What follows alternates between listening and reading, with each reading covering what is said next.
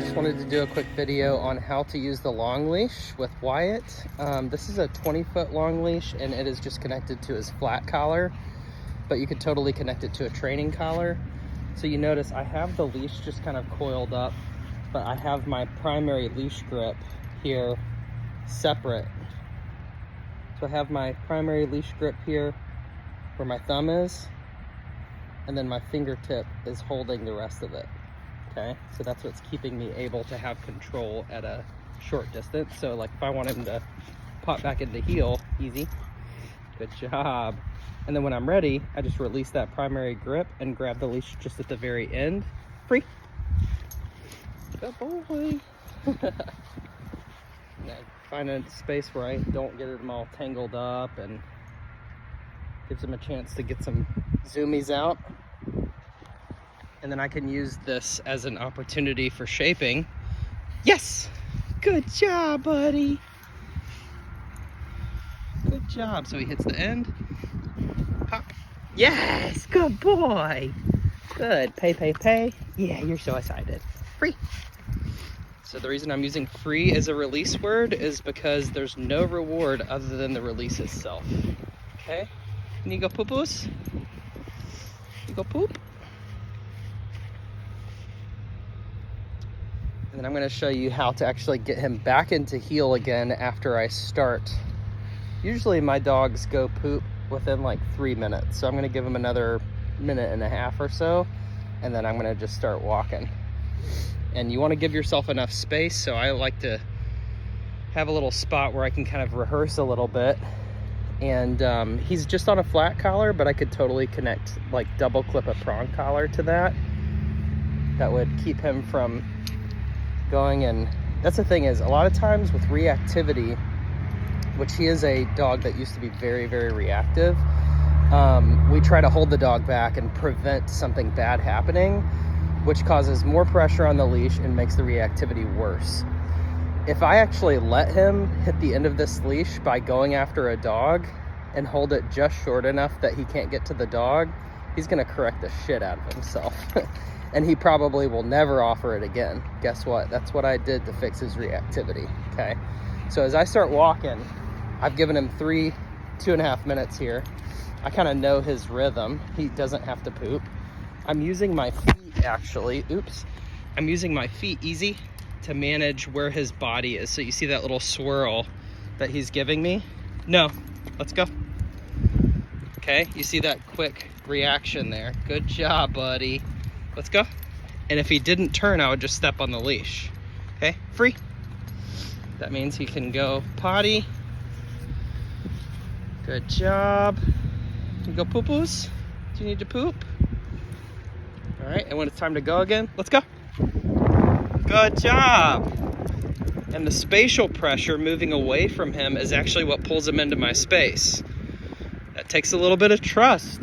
Guess what? That's called building a relationship. Okay, good. Free.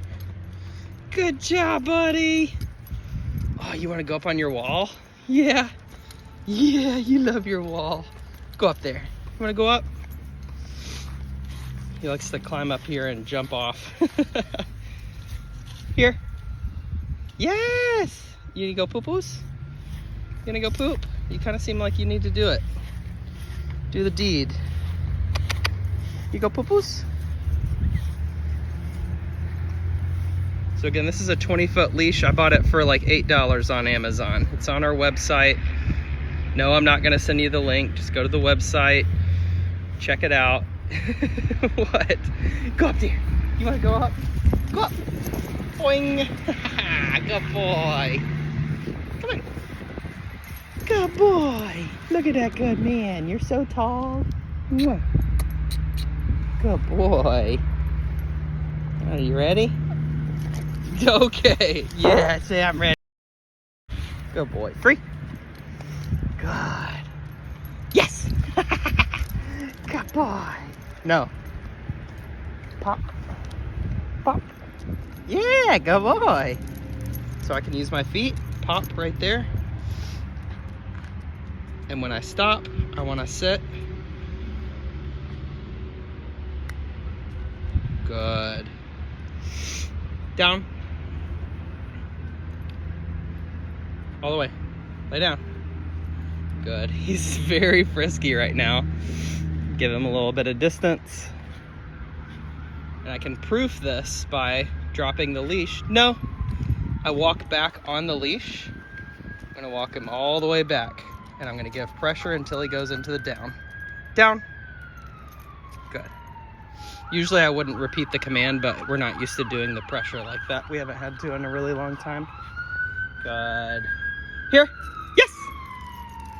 Good job, buddy. Love you. Freak. Good job. And I'll just pick up the very end of the leash. Let's go. Easy. So when I say let's go, that means it's kind of like his word for heel. Let's go. And I want him to know that I'm gonna turn sometimes really sharp. Let's go. Right there. Good job, buddy.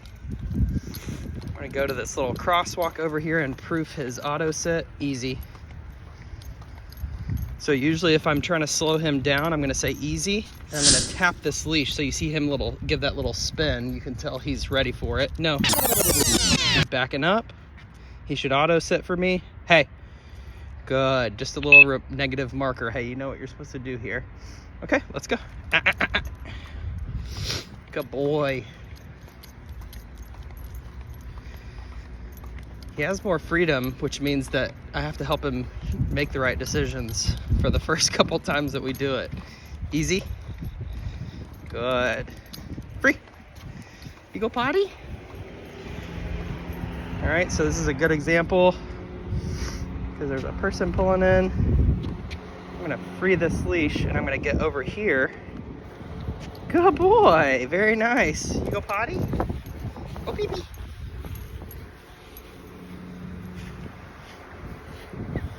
Good job. So see how I'm giving him just enough room to where he can make the decision, but he's gonna correct himself pretty firmly if he makes the wrong decision. What do you think, huh? Yes, good boy. What do you think, buddy? You just need a little butt scratch? Look at that little step. Look at that little step. Good job, buddy. Good man. Okay. Yes, good boy. Good job. Good job. Good. Good job, buds. Good boy. Say that is none of my business. Good man. Good job, buddy. All right. Good boy. Let's go. Little turn right there. Very nice. And at this point, I don't really care which side he's walking on. He's just kind of behind me. He's following me. That's actually more normal than being beside me for a dog. Let's go. And right here, we're gonna come to a stop. Mr. Man, what are you supposed to be doing right now? Little tap, sit. Okay, let's go. Just a little direction. Good boy. Easy.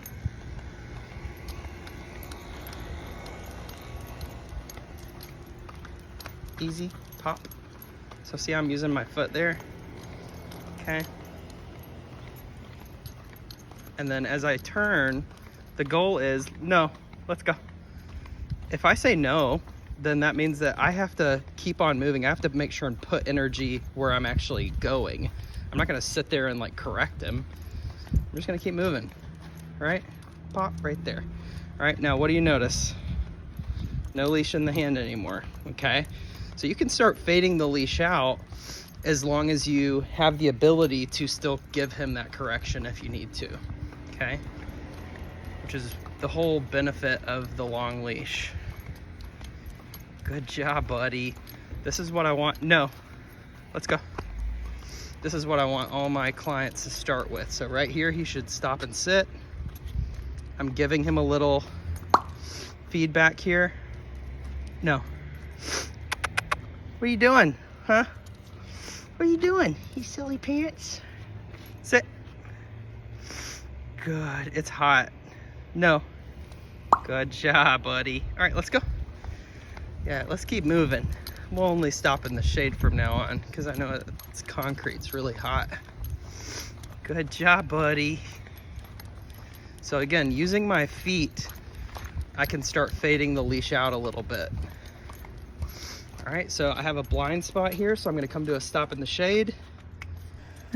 See how he auto sat there? No. I'm gonna turn toward him as an implied stay. Check my blind spot. All right, let's go. Very good. Let's make sure he doesn't get stuck on that thing. Come on, come on, come on. Let's go. Good boy, come on. I know it kind of corrected you a little bit. Let's go. Come on, Bubba. Good boy. Good job, buddy. Good man. Free. Go pee-pee. So this is what's nice about training your dog to drag the leash a little bit, is that you can actually give them a little bit more freedom. You can stay legal. It is 100% illegal to walk my dog off leash in my apartment complex. But as you can see, he's leash dragging really nicely. I grab a poop bag. I was actually going to go check and see if we could check the mail together, but there was someone in there. Yeah, he's a good boy. Look at that good boy. Yeah. Wow! Love you. Okay, let's go check the pointers just to wrap up. The first thing that I want to talk about on the pointers is the leash grip, okay? It doesn't matter where you're holding it, if you're holding the leash long or short, your hand is designed to hold the leash properly. So just remember, around the thumb, grab both sides. I attribute this leash grip to Courtney Robbins at Global Canine, who taught me this 7 years ago now. And I've never lost a dog with this leash grip, okay? If you do this number right here and you have the leash around your hand, you have very, very little control. With this right here, you can give backward pops, you can give side pops, you can give upward pressure if you need to. You can even use your foot for leverage to give downward pressure, okay? So that's the first thing, is your leash grip. The second thing is, when the leash is long, you're just gonna hold the leash at the very end, okay? And the reason for that is you want the dog to actually find that correction at the end of the leash, okay? So give yourself enough space. Work in an area, if your leash is 20 feet, that your dog can actually go all the way around you. So about a 40 by 40 foot area, so that the dog could go all around you. Of course, that would put you being in the middle of that, okay? So again, leash grip is correct. It's at the very end of the leash here. And just like our structured walking video, you want to allow the dog to find the correction at the end of the leash by turning away from the dog after you say, let's go, or whatever the word is that you want to use. I don't really care what you use. And it doesn't really matter what you use, because guess what? Dogs are dogs, not people. They don't speak English, they don't speak Czech, they don't speak French, they don't speak German, they don't speak Spanish, they speak dog. So whatever word or phrase or sound that you choose to make to say, hey, we're changing directions, I don't really care. All right, so leash grip, holding the leash long. And then the very last thing is use of your proper markers. And this is whatever markers that you choose to use, all right? That means that you need to have some kind of marker that means you're gonna get paid when you get back to me. The one that I use is yes. So when the dog is at the end of the leash, they hit the end of the leash and they turn back to me, I give the yes and I back up to show the dog, yes, I want you to come toward me. As you start to go, you can back up less. You can just literally give a little kind of half step back. Yes, just a little, you can even stoop down if you want to. Just remember that whatever performance that you put on for the dog after the use of the marker, you want to eventually be able to fade that out. So you need to have a marker for when the dog is coming towards you. You also need to have a marker for when you're releasing the dog to something, okay? If it's a rewarding thing or a reward itself, like a piece of kibble or a ball, then I'm going to use a different marker to say break, you're now released to that specific reward. So break is the marker that I use when I'm releasing the dog to a reward. Free is the marker that I use to say, okay, you're released. It's just a general release. The release is the reward in and of itself, okay? So break would be releasing to a specific reward. Free is a release to go potty, go be a dog, go chase something, go sniff, whatever. Yes is the marker that brings the dog towards me. And then good is the marker that I use to pay the dog in place. So when he sits down right beside me, I say good, and I pay the dog in that position. If the dog is at a distance from me and I'm gonna come to pay them, the marker that I use at the distance is good, and then I start to close the distance. Then I start to present the reward, which could be treat, toy, touch, okay? The last thing is I have a marker to slow the dog down. Meaning you're going a little bit too far ahead. I want you to get back behind me again. I want you to get back into my space. I want you to switch back into pack drive again where you're following me. And the word that I use for that is easy, all right? And you saw when I would say easy and I would tap the leash with my foot back behind me so that would give the dog a light correction. What's nice is if you do this using your long leash, the dog just intuitively knows it for the short leash work that you do, which anything that is, 6 foot or shorter, I would consider your regular leash length, okay? So the yo-yo game markers that are in the yo-yo game video are break, yes, and then good. You're coming to the dog for payment, okay? So break sends the dog away, yes, that brings the dog toward me, and then good pays the dog in place. Easy slows the dog down. No says you're about to get a correction. So you saw me a couple times, he kind of veered off to the left a little bit, and I said no, and I turned away from him, and if he still didn't redirect with me, then I give him a little leash pop, okay? Again, all of these things are, if they're aversive, they're very lightly aversive. So I would hesitate to say that a positive only trainer would say that any of these things were cruel or unfair or whatever. There may be a different way to do it. I always go off of 2 things. What does the correction look like on the dog? What does that input look like on the dog? And then 2, does it work long term? And does it work for the highest percentage of dogs? And 2, like, time is a huge factor in training. So I do things that are gonna save me time, effort, energy, and that are clear for the dog, that leaves the dog with a better personality, a better response than they had before. And guess what? That's why we get such great results, okay? My dogs are my best friends, I'm their best friend, but they also know who's in charge. They also know who to pay attention to, who to put relevance on when we're out there in the world. So a lot of times I think that the struggle becomes, how do I get relevance on me? How do I make the dog pay better attention to me? Guess what? You can't. It's just like your partner or spouse or boyfriend or girlfriend or whatever. You cannot force that dog to put relevance on you. Anything that you do to force relevance is called manipulation. Don't do it, all right? If you're having to tell the dog, watch, look, say their name constantly to get them to give you eye contact, then you're missing the point, all right? You gotta do more relevance work. You gotta do some more engagement using treat, toy, touch, okay? So the question that I get a lot, especially for reactive dogs, is how do I get my dog to stop being so reactive? And here's the secret. It's a combination of a lot of different things, but you've got a 3-sided triangle, essentially. The biggest piece of reactivity is relevance. The dog needs to learn to stop putting relevance on whatever it is that they want to put relevance on and put it on you. And the only way that you can do that is to build a, next R word, relationship. And the relationship tells the dog, when you do things that I like, I'm going to pay you for it. When you do things that I don't like, I'm going to correct you for it, all right? And the last piece of that triangle is respect. And that's how you structure your dog's life proactively so that you can actually maximize on all of these other qualities, okay? So that eventually, when you say no, the dog goes and they redirect. And you see multiple times in this whole video where I just said no, or I said, let's go, and he swung right in there with me. And that tells me I'm getting all of those things. If I have redirection, it means that I have respect from the dog, it means that I have relevance from the dog, and it means that I have a great relationship. And that's just off of a verbal cue. It could also be off of a sound. Like, it doesn't even have to be a command or a marker per se. It could just be like a, I guess that is technically, it's still a marker, okay? So when we're talking about reactivity, I think probably the biggest thing that I see clients doing is trying to overcorrect the dog when the dog really doesn't know how to do the structured walk in a low distraction environment. So I had a teacher teach me the stair step method, where you go 1 step at a time.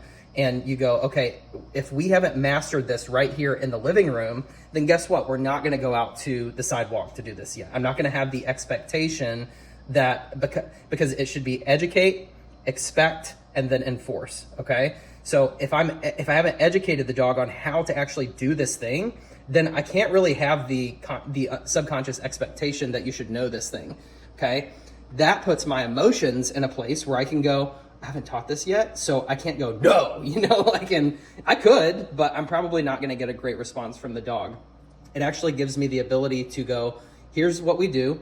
Now we're gonna amp up the distraction 1 level, okay? So I'm gonna go from my living room to the breezeway outside my apartment door.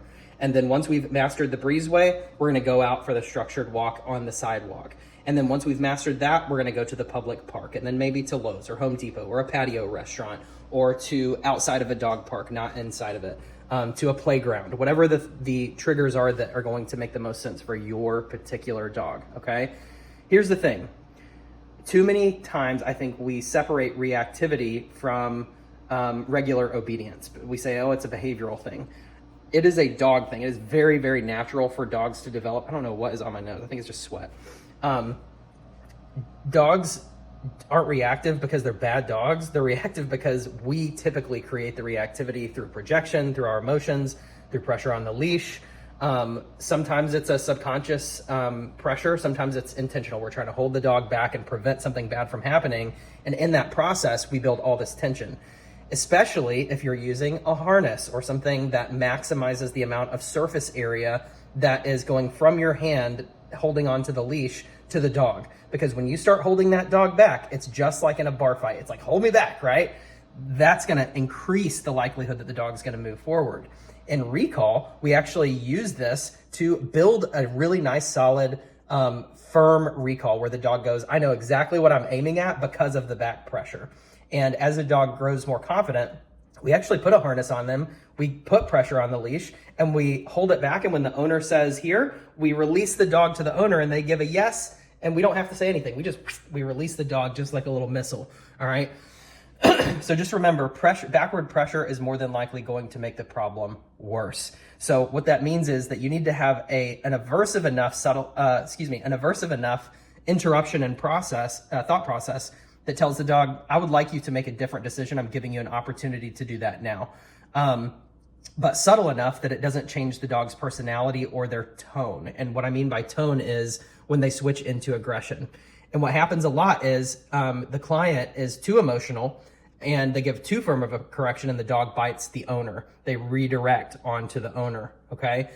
That's a problem, all right? And what that means is that you're probably getting a little bit too emotionally frustrated and you're probably taking it out on the dog, which is not a fair correction, okay? It's not as clear to the dog. Clarity is keeping it very subtle, but making it aversive enough to where the dog says, that motivates me to make a different decision, okay? And again, you could pick this apart all you want to, but I get results from this, okay? If you are struggling with reactivity, it's very likely that you don't know how to take the dog on a structured walk. It's very likely that you're walking the dog on a short leash and you're holding the leash super, super tight and you have zero of learning how to mitigate that pressure and tension on the leash. And if you are struggling with that, best advice ever, yes, you could go out and get a 2.25 millimeter prong collar. I've got a video with 30-something thousand likes on it about the prong collar. But if your go-to to solve a problem is a tool, then you're not a fucking dog trainer, all right? Stop doing that shit, okay? Here's what you need to do. Go buy a long leash. Give the dog the opportunity to see that, hey, when you go away from me, the good things stop happening, okay? When you hit the end of that leash and you turn back to me, I give a, yes, good job, buddy, right? And then I can create value in a placemat and teach the dog, hey, I'm gonna send you to place now. I can create value away from me as well, okay? Dogs are smart. They can get this stuff and it doesn't have to take months and weeks. It can literally take a matter of days, all right? If you are giving your dog something out of these 4 categories every day, I would say maybe 10 minutes a day, you're gonna succeed, okay? If I can get from my clients 10 minutes a day of shaping, structured walking, some special games like fetch and tug, and then some sort of stimulation or sniffing out in the world, then and then 100% of the structure inside the home on lockdown, we're gonna see results very, very quickly, okay? So that's the 2 things. I need 100% structure, meaning if that dog is unsupervised inside your home for any amount of time, change it, all right? Where is Wyatt right now? He's back in his crate, all right? If I want him to just exist out here in the room with me, then I'll let him out. But I do that based on it's a spiritual thing for me. I want spaciousness. I want my apartment clean and free of distraction, and I don't want the dog all up in my face all the time. So how do I build that? I have the dog come out here and just hang with me, and whenever he gets up in my face, I'm like, yeah, just go over there. Like, I don't need you right here on top of me all the time. And that happens with time, okay? So 100% structure in the home. The second piece of that is 5 minutes of shaping and then 5 minutes of structured walking, or 5 minutes of gameplay and 5 minutes of sniff time. If there's something that I do every single day with my own personal dogs, it's the walk, because I live in an apartment. There's really not another way to get them outside. So if you live in an apartment especially, you have a higher responsibility to make sure that you're doing some kind of drive expression with your dog. a lot of these games, 5 minutes is all that you need to do, all right? It doesn't need to be 20 to 30 minutes. It doesn't need to be an hour. The dog will get sick of the game. They will get bored. And then you're gonna be whining to me, oh, they seem to be getting bored. And I'm like, how long did you do it? 15 minutes. Okay, that's 3 times longer than I said. So set a fucking timer for 5 minutes, okay? That's it, 5 minutes. Because if you aren't doing it every day, it's likely that you're doing too much of it. And so you're thinking, I can't do this every day, right? That's the problem, all right? So just give yourself enough time. This is the cool thing. As you start to go, you may start to tap into some enjoyment and some entertainment, and you may be able to build it a little bit longer. But again, that's all based on you, okay? Start with 5 minutes. 5 minutes of one of those 4 things, and then 5 minutes of another one of the 4 things, okay? So structured walking, shaping, which could involve place, it could involve the yo-yo game, fetch and tug, and then some sniff time where the dog's just out exploring things, preferably on the long leash. That would be great. All right. So anyway, the reason that I bring in all of these other themes is that this is probably the most basic tool that we have. It's the best tool for training your dog, is teaching the dog the structured walk. Okay. Because there's several different things that you can do on the walk, especially if you have a long leash and you can give the dog the ability to put some distance between you. That also, if they never have the ability to choose not putting relevance on you, then the relevance that they put on you is really not by choice. I'm going to say that again. If you're just walking your dog on like a 4 or 6 foot leash all the time, or even like a 2 foot leash, and they never have the ability to choose something else, then how strong is your relationship? That would be like me saying, oh, I have this new partner that she's great. She cooks and cleans all day and she's trapped in my apartment. It's like, how much can she love me? How sustainable is that for long term? It's not, okay? In dog training, we're not taking hostages. We have our best little buddies. We have our companions, all right? And if you're just forcing them to, fit inside this little small box all day, then the relationship is very limited. Now, for a time, that's appropriate. For a time, that makes sense. But if you're doing that forever, that's not really a relationship, okay? All right, guys, I love you. I gotta go do some other shit. So let me know if you have any questions. Drop comments down there. Please don't text me. Please don't email me. Submit a training questionnaire, all right? Go to allegiantcanine.com, click on training questionnaire, and fill that out, because I value your time and I need you to value mine too. I think that's it. Love you guys, and we'll be talking to you again soon.